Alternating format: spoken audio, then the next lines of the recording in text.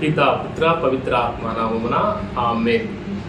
క్రీస్తునందు ప్రియమైన సహోదరి సహోదరులారా, దేవుని బిడ్డలారా, తపస్కాల ధ్యానాంశానికి అందరికి కూడా స్వాగతం పలుకుతున్నాను. ఎక్కడైతే చట్టాలు నియమ నిబంధనలు ఉండవో అక్కడ శాంతి భద్రతలు గాడి తప్పుతాయి. ఎక్కడైతే చట్టాలు నియమ నిబంధనలు ఉంటాయో అక్కడ శాంతి భద్రతలు, అదేవిధంగా క్రమబద్ధమైన జీవితం ఉంటుంది. ప్రతి మతంలో మరి చట్టాలు నియమ నిబంధనలు ఉంటున్నాయి, అందరికీ తెలిసిన విషయమే. అయితే ఈ చట్టాలు నియమ నిబంధనలు అనేవి ఒక మనిషిని మరి కట్టి పడేయకూడదు, కానీ ఆ చట్టాలు నియమాలు ఆ మనిషిని మరి ఆ మనిషిలో ఉన్న మాలిన్యాన్ని వెలికితీసి మానవత్వాన్ని మరి వెలికితీసి ఒక ఆదర్శాన్ని సమాజానికి ఇచ్చేలాగా చట్టాలు చూడాలి, కానీ మనిషిని వాటి పేరు మీదుగా బంధించకూడదు. ఈనాటి స్వార్థ పట్టణంలో మనము ఆలకిస్తున్నాము. మత్తయి స్వార్థ 5వ అధ్యాయం 17వ వచనం నుంచి 20వ వచనంలో ప్రభు పలుకుతున్నారు, నేను ధర్మశాస్త్రమును ప్రవక్తల ప్రబోధమును రద్దు చేయవచ్చినని తలంపవలదు. నేను వచ్చినది వానిని సంపూర్ణ మనుచుటకే కాని రద్దు చేయుటకు కాదు. ప్రభు మరి ఇక్కడ పలుకుతున్న ధర్మశాస్త్రము ఏమిటి అంటే, మనకు పాత నిబంధన గ్రంథంలో ఉన్నటువంటి మరి విషయం గుర్తుకొస్తుంది. నిర్గమకాండం 20వ అధ్యాయం మనం గమనించినట్లయితే తండ్రి దేవుడు మోషే ప్రవక్తకు ఇచ్చినటువంటి 10 ఆజ్ఞలను సూచిస్తుంది.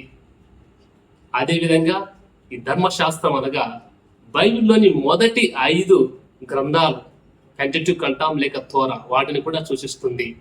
ఇకపోతే ప్రవక్తల ప్రబోధం, టీచింగ్స్ ఆఫ్ ద ప్రాఫిట్స్, ప్రవక్తల ప్రవచనాలు, ఈ ధర్మశాస్త్రము అదేవిధంగా ప్రవక్తల ప్రబోధం, ఈ రెండు కూడా మానవాళి రక్షణ కొరకై మరి లోక రక్షణ కొరకై మార్గాన్ని సమం చేశాయి, మార్గాన్ని ఏర్పాటు చేశాయి. Law and the teaching of the profits prepare the way for the Messiah to come in.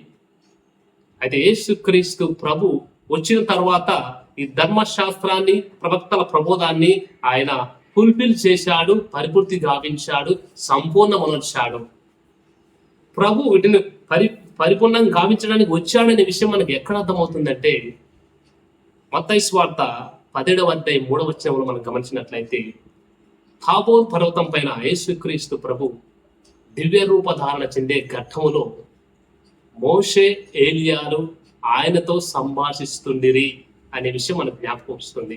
ఈ దివ్య రూపధారణ ఘట్టములో ఉన్నటువంటి ఈ యొక్క దృశ్యం మనకేమి గుర్తుకు తెస్తుందంటే, యేసుక్రీస్తు ప్రభువు ధర్మశాస్త్రాన్ని ప్రవక్తల ప్రబోధాన్ని రద్దు చేయడానికి కాదు, కానీ పరిపూర్ణమనర్చడానికి వచ్చాడు అని ఈ సంఘటన మనకు తెలియజేస్తుంది.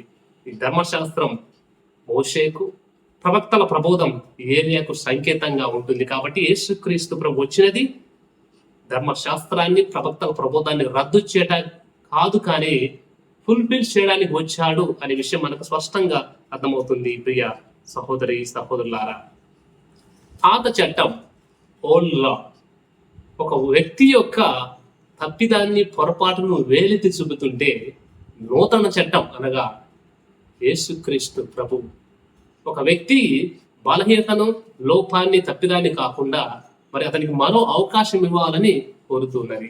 పాత చట్టం ఒక వ్యక్తి తప్పు చేసినప్పుడు శిక్షించాలని కోరుతుంటే, నూతన చట్టం అనగా క్రీస్తు ఆ వ్యక్తిని శిక్షింపక రక్షించాలని కోరుతుంది.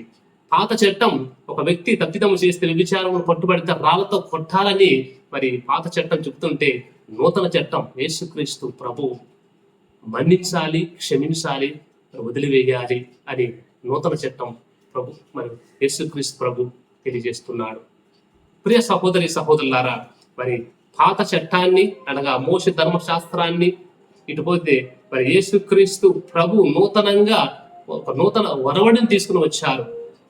పాత నిబంధన గ్రంథంలో ఈ విధంగా చెప్పబడుతుంది, అయితే నేను ఈ విధంగా చెప్తున్నానంటూ చాలా సార్లు కూడా ఆయన మరి నూతన వరవడిని సృష్టించారు, నూతన వరవడిని తెచ్చారు అనే విషయాన్ని మనం మదిలో ఉంచుకోవాలి. ప్రియ సహోదరి సహోదరులారా, ఇప్పుడు యేసుక్రీస్తు ప్రభువే ఆ నూతన చట్టం. యేసుక్రీస్తు ప్రభువే the perfection and fulfilment of the law.